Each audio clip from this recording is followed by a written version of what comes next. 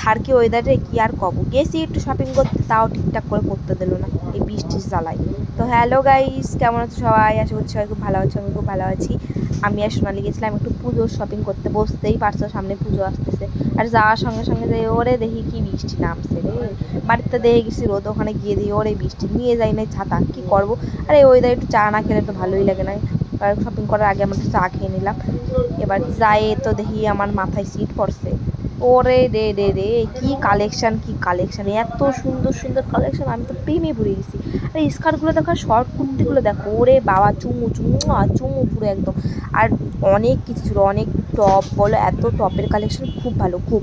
কিন্তু দুঃখের বিষয় সব ভিডিও করতে পারিনি। আর তুমি ওই গড়িয়াটে গেলে, স্টানেটে গেলে, ভাই তুমি যদি বার্গেনিং যদি না করতে পারো তুমি যেও না। ওই জায়গায় যা দাম কবে তোমার মাথায় ফিট পড়বে, ওর দাম যদি তুমি কমাতে না পারো তুমি আর শপিং করতে যেও না, বুঝতো।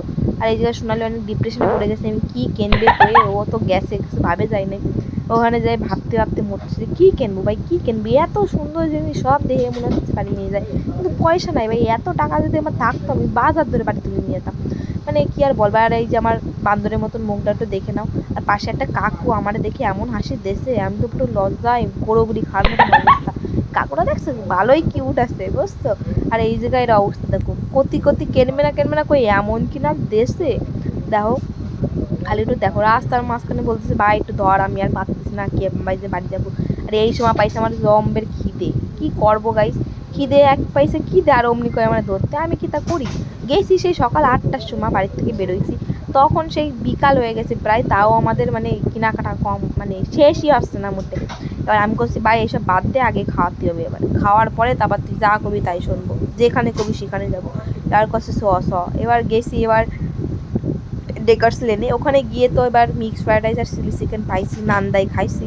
এবার আসার সময় ওরে মরণের ভিড় রে, বনগাঁ লোকাল মানে মরণের ভিড়, ওর নাম শুনলেই আমার ভয় লাগে এখন। যাই হোক বাড়ি আইছি, সেই ঠাকুরনগরে নামছি 10টার পরে।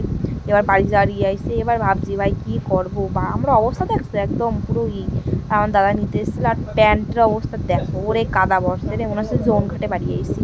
যাই হোক আজকে ভিডিওটা এই পর্যন্তই, কেমন লাগলো একটু কইও কমেন্টে আসে। তো টাটা, বাই বাই বাই।